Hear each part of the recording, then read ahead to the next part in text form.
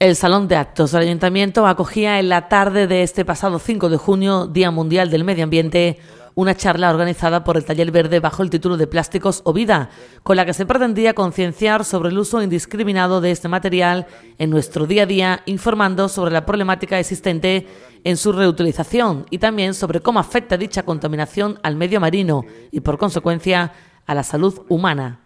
El uso masivo del plástico es una de las problemáticas más graves y que presenta mayores retos de cara al futuro a la hora de buscar posibles soluciones en su uso indiscriminado. Y es que desde los años 60 este uso se ha extendido al ser un material barato y con muchas posibilidades, sustituyendo así a otros como la madera, el metal o el vidrio, que son mucho más reutilizables que el plástico. Somos una sociedad dependiente del uso del plástico porque así nos lo han vendido. Esa es la afirmación de la ponente de la jornada de este martes, la coordinadora de Ecologistas en Acción en Sevilla, Sara Acuña.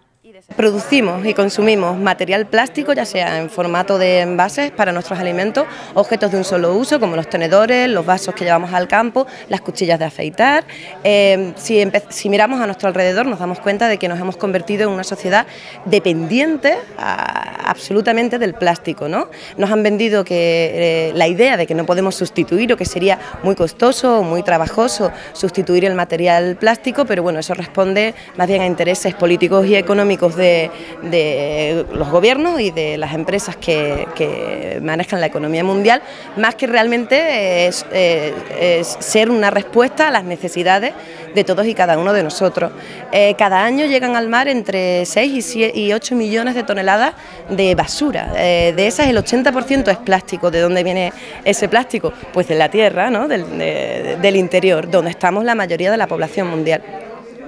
¿Cómo podemos darle la vuelta a todo esto? Bueno, como consumidores tenemos el mayor gesto de votación hoy por hoy, con la democracia que vivimos, que podemos ejercer todos y cada uno de nosotros, es el que ejercemos cuando vamos a un establecimiento como consumidor, cuando elegimos o rechazamos un producto u otro en función de cómo esté producido, dónde esté producido, con qué circunstancias económicas y sociales para sus trabajadores, o incluso qué tipo de pesticidas o de químico puede contener el producto que adquirimos en tienda. Una acción fundamental y ya muy arraigada en la sociedad es el uso de los contenedores amarillos para reciclar, pero no todo el plástico y los envases se reutilizan ni se reciclan correctamente. En este contenedor se depositan solo los envases, en el contenedor amarillo, envases. Cuando hablamos de envases pueden ser de plástico o de metal, y siempre y cuando la empresa gestora de estos contenedores tenga un convenio con la empresa que fabrica ese envase plástico o distribuye ese envase plástico y sea de un tipo de plástico que a la empresa le resulte interesante recuperar. De ahí que no todos los plásticos puedan ir al contenedor amarillo. Un ejemplo, el típico cubito de playa de plástico que adquirimos en el Todo a 100, eso no debería de ir al cubo de plástico, a menos que especifique en uno de estos símbolos y entonces es un plástico reciclable. ¿Por qué ocurre esto? Bueno, para empezar, tenemos un sistema de gestión de residuos muy complicado para la mayoría de la población, de ahí que mucha gente todavía, a día de hoy, y mira que llevamos tiempo, ¿no?, todavía no tenga muy claro qué se echa y dónde. Por otro lado, tenemos más de 80.000 tipos de polímeros, es decir, más de 80.000 tipos de plástico. Cuando en el caso de España hay dos tipos de plástico, el que nos entra de fuera, importado, sobre todo de países asiáticos o en vías de desarrollo, un plástico de baja calidad, un plástico no reciclable, un plástico que no admite la empresa gestora en nuestro país ahora mismo en el contenedor amarillo, y por otro lado el plástico que es producido y distribuido en España, que por lo tanto ya se han cuidado de que ese tipo de plásticos sí sea interesante para la empresa gestora de nuestros residuos. ¿En qué se traduce eso?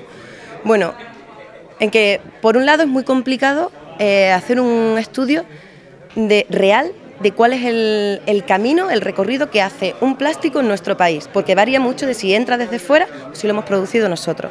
Y por otro lado, solo tenemos datos de gestión de residuos que nos proporciona la empresa gestora de estos residuos, que solo gestiona aquellos residuos o tipos de plástico y recoge de esas empresas con las que ha llegado a un acuerdo. El resto aún permanece en un limbo. Es igual de grave, dicen los expertos, que haya plástico en el mar como en la tierra, pero las dificultades para recuperar este material del medio marino son mucho mayores y se necesita más dinero y más tecnología para ello. Cuando estamos hablando de por qué es tan peligroso el plástico, por supuesto para el ecosistema marino, desde las redes de enmalles que se van perdiendo, hablamos de pesca fantasma, esas redes que se pierden sin querer, pero que siguen pescando sin que la captura sea recuperada por ninguna embarcación.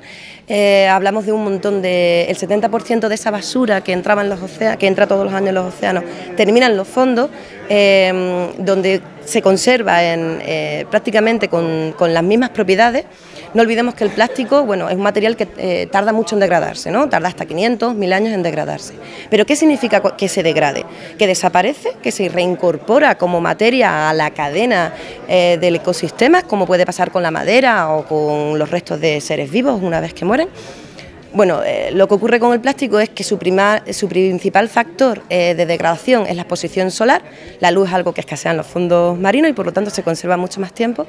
Y por otro lado, el plástico cuando recibe luz solar o procesos mecánicos y químicos que contribuyen a su degradación, lo único que hace es fragmentarse en trozos cada vez más pequeños con las mismas propiedades químicas, igual de peligrosas, pero a un tamaño que en muchas ocasiones desaparece entre nuestros ojos. Hablamos de microplástico cuando es menor de 5 milímetros. Todo esto redunda en la salud humana, ya que se ha comprobado que esas minipartículas de plástico son ingeridas por los peces que luego consumimos nosotros, por lo que ese microplástico también es consumido por las personas. Al principio pensábamos que el plástico estaba ahí, mientras no nos enredemos con él no pasa nada. Cuando empezamos a hablar hace unos años de microplástico, empezamos a entender que el plástico al fraccionarse consigue llegar a unos tamaños que los primeros eslabones de la cadena alimenticia, los microorganismos, bacterias, algas, etcétera, lo confundían con alimento. Esto por un lado provoca una muerte masiva a una escala tan pequeñita que muchas veces es complicado calcular la gravedad de este problema. Los peces aparecen amontonados, las microalgas pues no se ven tanto.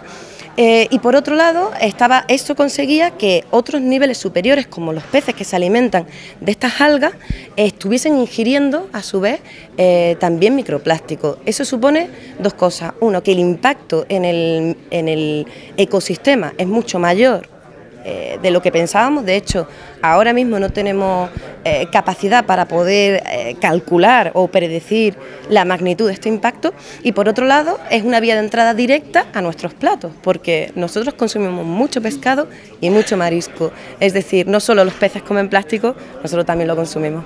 La celebración del Día Mundial del Medio Ambiente concluyó con una actividad práctica y el uso de 7 contenedores amarillos, enseñando a diferenciar los envases a la hora de reciclarlos.